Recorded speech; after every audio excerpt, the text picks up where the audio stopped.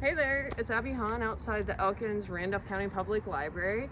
I'm here to read a poem by Roald Dahl. Have any of you heard of Roald Dahl? What about the BFG? Twits?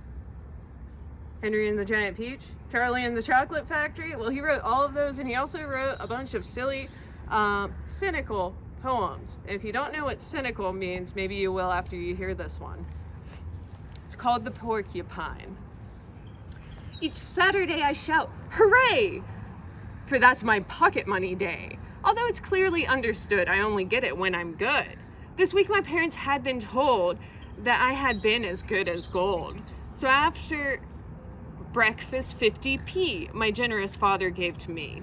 Like lightning down the road I ran until I reached the sweet shop man and bought the chocolates of my dreams. A great big bag of raspberry creams.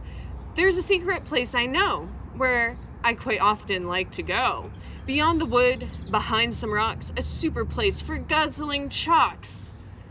A comfy looking little mound, quite clean and round and earthy brown. Just right, I thought, for sitting down. Here I will sit all morning long and eat until my chalks are gone. I sat, I screamed, I jumped a foot.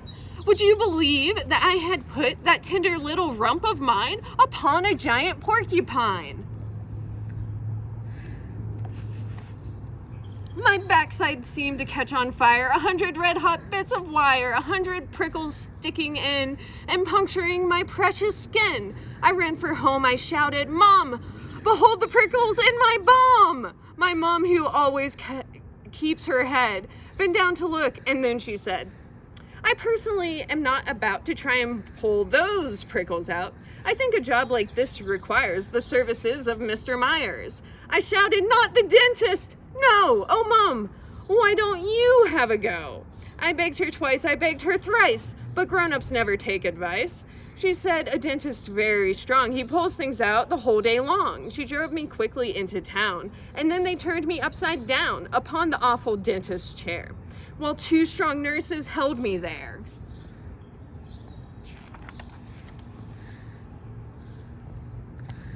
Enter the dreaded Mr. Myers, waving a massive pair of pliers. This is, he cried, with obvious glee, a new experience for me. Quite honestly, I can't pretend I've ever pulled things from this end.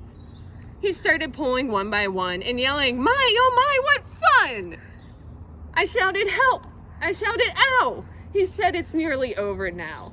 For heaven's sake, don't squirm about. Here goes, the last one's coming out. The dentist pulled, and out it came, and then I heard a man exclaim, now, let us now talk about the fees. That will be 50 guineas, please. My mother is a gutsy bird, and never one to mince a word. She cried, by gosh, that's jolly steep. He answered, no, it's very cheap. My dear woman, can't you see that if it hadn't been for me, this child could go another year with prickles sticking in her rear. So that was that. Oh, what a day, and what a fuss. But by the way, I think I know why porcupines surround themselves with prickly spines. It is to stop some silly clown from squashing them by sitting down. Don't copy me. Don't be a twit. Be sure you look before you sit.